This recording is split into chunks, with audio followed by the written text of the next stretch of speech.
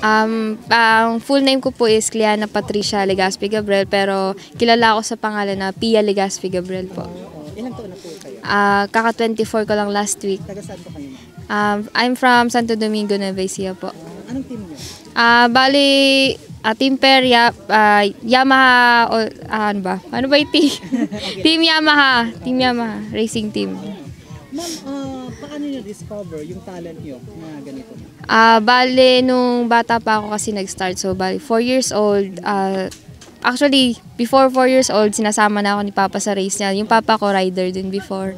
And then, na-influence na ako hanggang sa tinry nila kung magugustuhan ko yung motocross. And then, bumili sa motor, sinakyan ko, tapos yun, nagdire-diretso na. Ilang taon ka na nung first na sabak mo? Bali, 5 years old na po ako nung nag-race ako. Pero 4 years old, nag-start na ako magmotor. Saan ka na po na nakakapunta sa profession or your career mo? Nakarating na ako ng Luzon, Visayas, Mindanao, sa Malaysia, Thailand. Yun po. So, ma'am, ano po yung masasabi niyo sa mga amateur ngayon? Dahil may mga gaya niyo na natatry din. Basta,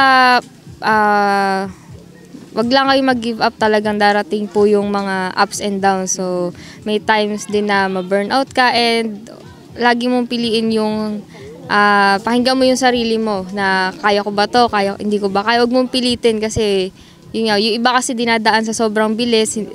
Kailangan din kasi sa motocross is hindi lang speed, kailangan din ng diskarte. So minsan kailangan na hindi sobrang bilis pero may diskarte ka. Yung iba kasi sobrang bilis, jump sila ng jump, wala na yung diskarte, na injury. Yun yung iniiwasan talaga.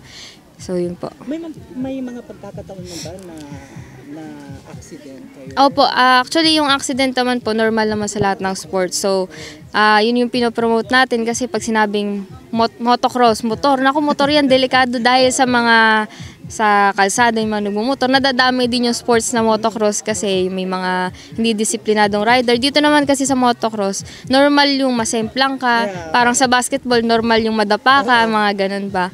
So dito sa motocross po, iniiwasan lang hanggat maaari. Kaya may mga safety gears po, dapat kompleto para iwas aksidente. So ako kahit na matagal na ako nagmumotor, nagkakaroon ako ng injuries. Nagka-dislocate na ako, nagkaroon ako ng, ka-amnesia pa ako ng one day. Talagang darating sa ganun, basta hanggat kaya na mag-race. So yung mga inspiration mo to continue? Opo, yung mga ganun. Parang kasi magpapahinga ka, magbe-break ka pag na-injury ka. So, yun yung parang magigigil kang bumalik. So, yun po. How about love life? Okay naman po yung love life ko. Shout out kay Bok Balmonte. So, may magasto kang pasalamatan sa lahat ng mga tumutulong sa team ninyo or your personal? Una po sa lahat, gusto kong pasalamatan yung parents ko at family. Mama, papa, si Ompong, si Iya, si Kuya, si Bok, at sa Yamaha Philippines, sa Motul Philippines, KYT Helmets, Alpine Stars Philippines, sa JRG Fuel Hub, Pirelli Tires, GoPro Philippines, DC Shoes, and ano ba? At syempre sa team, sa mga tumutulong sa 1977 Garahe. May shop po kasi kami sa amin, so tumulong din sila sa amin. Shoutout sa mga taga Talavera, Nueva Ecija. Punta lang kayo sa shop namin sa 1977 Garahe. And sa Team Peria family dito sa Yamaha, si Kuya Bornok, gusto kong pasalamatan. Si Kuya Aiki sa pag-ayos ng motor lagi. Kay Emma na tumutulong, kay Kuya Jason. Thank you po lalo na kay Kong, nag-invite pa rin talagang every year talaga. Hindi lang natuloy nung mga nakarang taon dahil pandemic. Every year ka na dito? Opo, yun po. Talagang lagi kami dahil dun pa sa Lapas, sa dating racetrack. Kay Kuya Joy na nagpagawa ng racetrack. Yun po. Thank you po sa pag-invite sa amin. Thank you po.